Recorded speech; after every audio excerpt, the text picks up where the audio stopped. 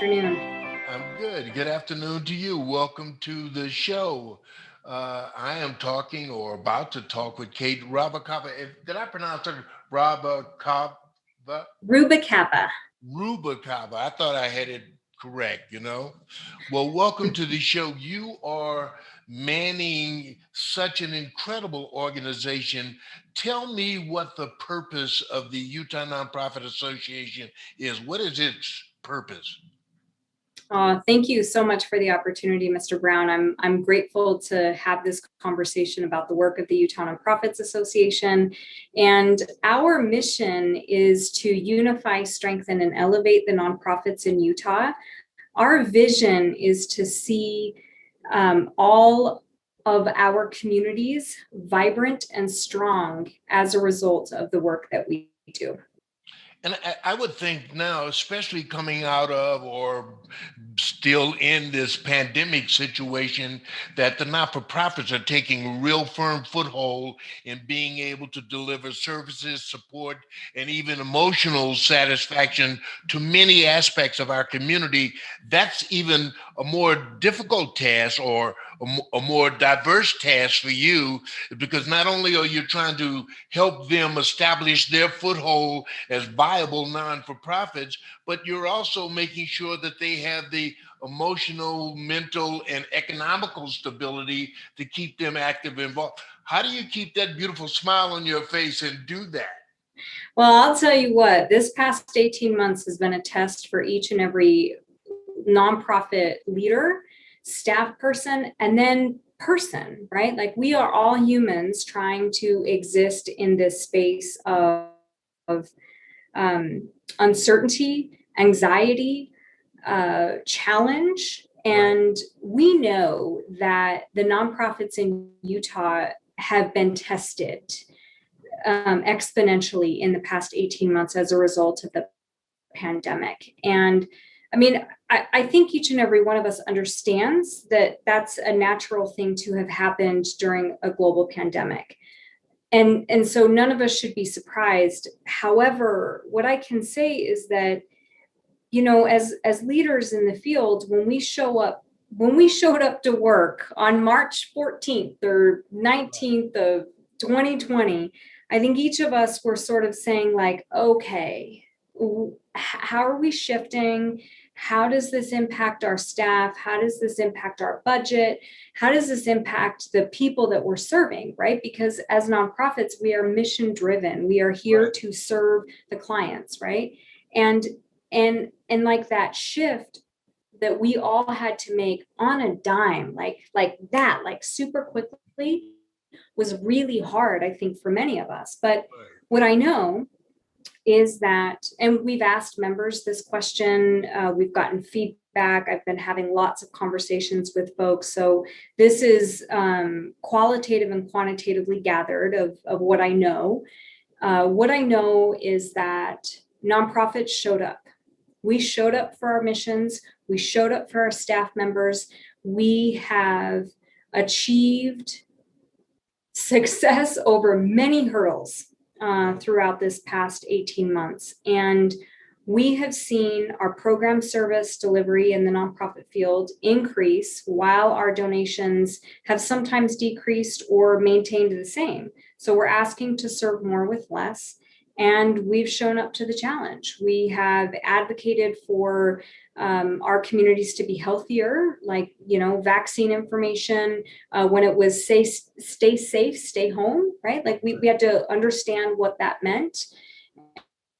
And, what gives me hope, what has given me hope and what continues to put this smile on my face is knowing that we have so many dedicated nonprofit professionals in the field right now who are asking the question of themselves and the organizations they work for and lead, how can we do what we do better? How can I show up to really serve and to really be helpful in this work? And, I have never before been so proud to lead a nonprofit organization and to be in the field because of the very critical work that each and every one of us do. It's sort of interesting toss of the coin, if you will.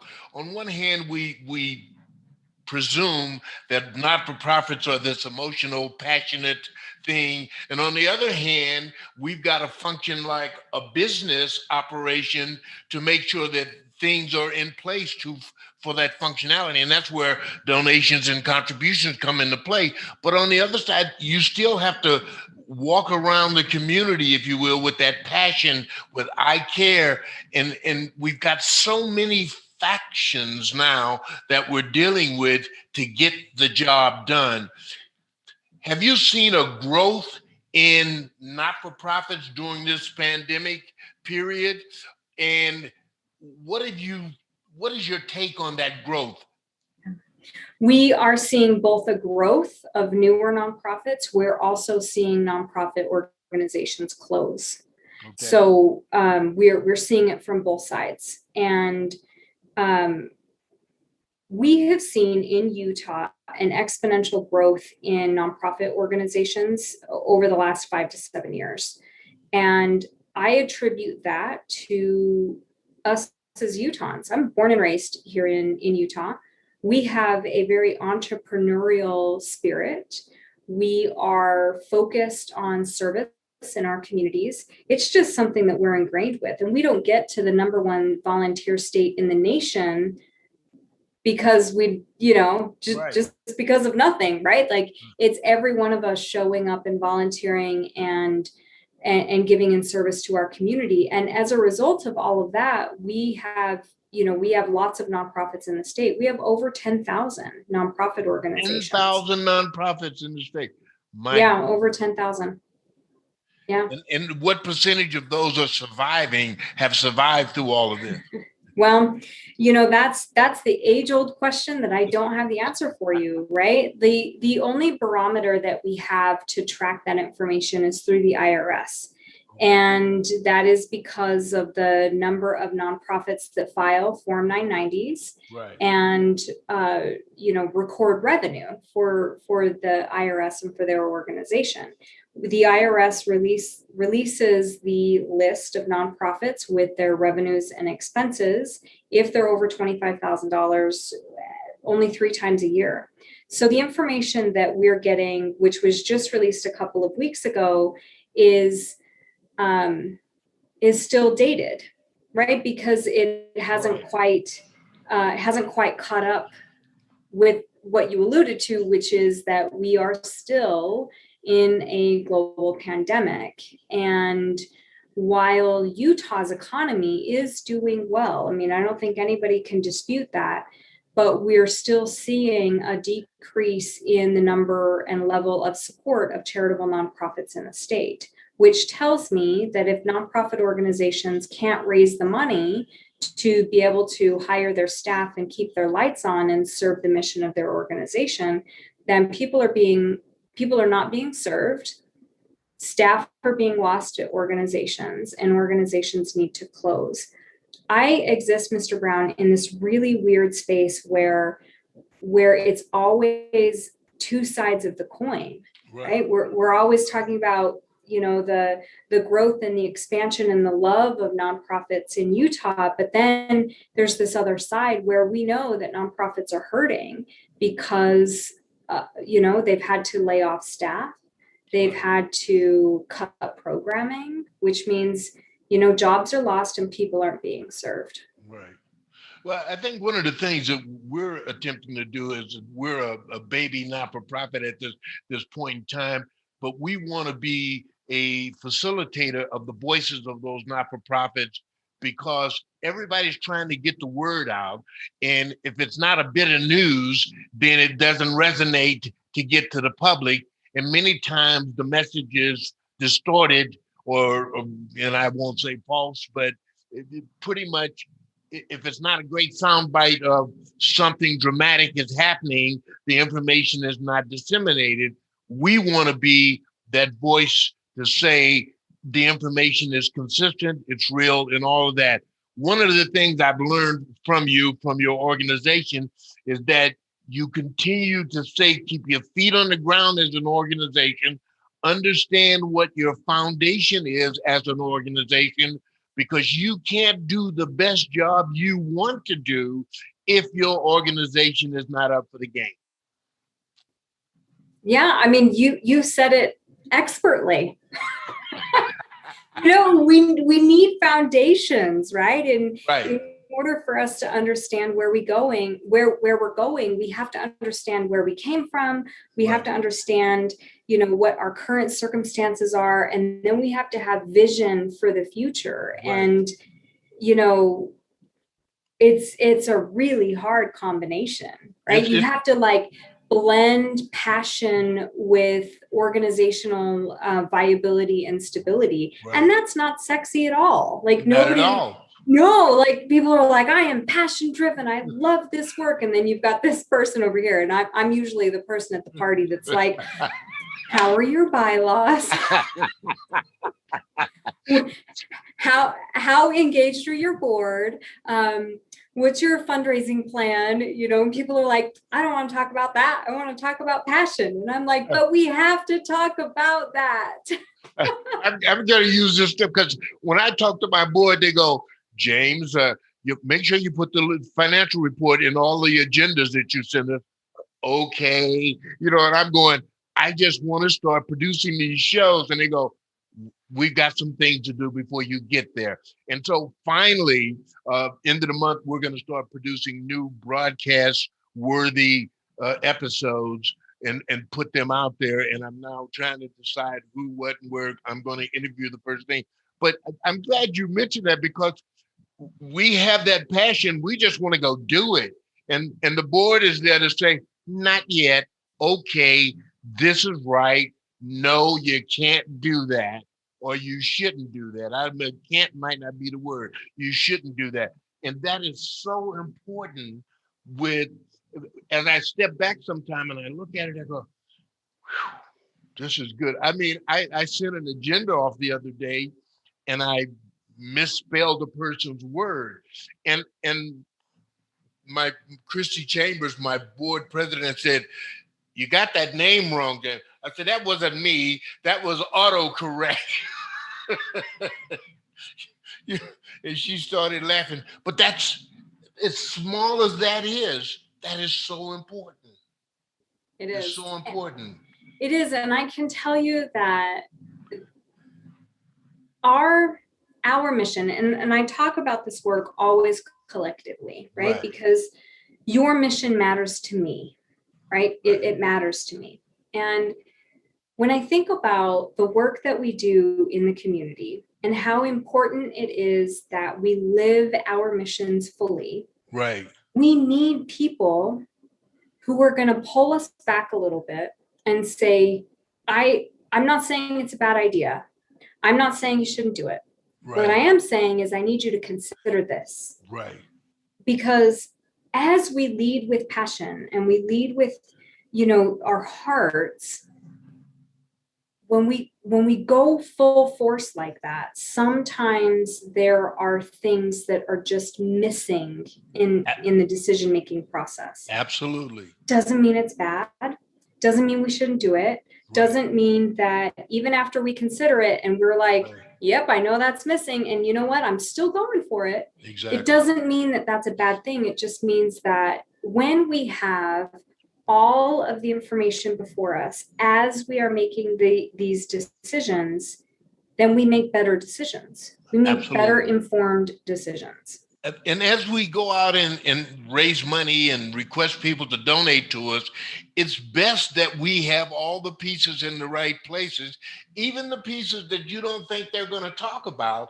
If they're correct, then they know that you can officially and effectively handle what you're doing with the money that they give to you, because Yes. they give it to you from their hearts. Yeah. And that's a bigger deal than I'm loaning you some money or here's some money. It means they want you to finish and do what it is your mission says you want to do. They want to see that successful, and you have to be able to have all the pieces lined up. Hey, I love you already. I love the smile. I love the passion. I'm going to call on you to help and tell me if I'm doing the right thing. I would request of you that we come online and do a talk once a month so that I can get what's going on in the not-for-profit arena, but mostly to say hello to you and let the people see what a vibrant and positive person you are, heading a great organization. What can we expect from the not-for-profit association coming down the line here as we, I don't know, I'm not going to even say we're coming out of this thing, but as we move forward, what can we expect from your organization? Oh, thank you. I love that you're Team UNA. I think that that's just wonderful. Thank Yeah. you. We, as an organization, we are preparing for our annual conference. And this is an event that we've been hosting since the late 90s, actually early 90s. Okay. And we gather all of the nonprofit professionals in the state from our member agencies, and we provide training on best practices and trends in the field and things that you should be focused on, or have you thought of this? And it's really idea generating. It's a wonderful networking experience. And that's happening. It happens every year in September. And this year it's happening September 21st, 22nd, and 23rd. And it's going to be a 3-day virtual event through large portions of the day. And we're bringing national speakers, local speakers to really just talk about the trends that are happening in the field. And I have an exceptional team that is behind making sure that we have the best speakers that you could possibly imagine to really present wonderful nonprofit suggestions, Yes. programs, points of view. I mean, we're really better as a community if we have people around us that think differently than we do, that bring different perspectives than we do. And that's really what's upcoming. So registration is available. You can connect with us on social media at Utah Nonprofits. Our website is utahnonprofits.org. There's conference information there for registration. And, we're really here to provide the support structure for nonprofits in the state. We also have a host of credential training courses where we train in nonprofit best practices that are ongoing throughout the year. Our training and resource calendar is also on our website with a plethora of information, and anyone that engages with me or any member of my team will know that they'll get exceptional service, respect, the best information that's possibly out there. And it's such a cool thing to talk about my own team, because as all of the nonprofits in the state are passionate about their mission of serving their clientele, the people that really, tug at their heartstrings. My team believes our mission of serving all of the nonprofits in the state. That's what tugs at our heartstrings. We are interested in making sure that each and every nonprofit in the state of Utah has the resources to serve their constituency with sustainability in mind, so that 10, 20, 30 years from now, they're going to be like, yep, this nonprofit that I know, love, and trust is still around. Well, I tell you what, non-for-profits are not boring. UNA is not boring. It's something you'll be excited about to know about. I'm going to request media credentials so I can do interviews and do podcasts from your event in September. Anything that we can do, I can do. I am more than humble and honored to have an opportunity to support what you do and who you are and your organization, because I've lived in this community for close to 30 years, and I've seen some wonderful transformation. And it's probably the only place that I know of that you have the close proximity to your leadership, like I am talking to you, that you can get in and find out how to make a difference, how to make things better, or either have an opinion against something without being shamed out of the town. So it's a good thing. God bless you for being on this podcast. Thank you so much. And I look forward to hopefully a monthly conversation with you where we can talk about what's going on and let people know. And maybe there's some special, they're all special, but there's some individual not for profits that you can shine a light on during these next meetings. So maybe once a month, you'll pick somebody and say, this is an organization that's doing something, or it's a new organization that I can help push out into the marketplace. I'm more than willing and happy to do that. Well, I appreciate you. It was my pleasure to spend this time with you today. And as we move forward, I'm happy to help with whatever capacity that I have to be able to. All right. God bless you. And you'd be safe. And thank you very much. Okay. Take care. All right. Appreciate Bye-bye. you. Bye-bye.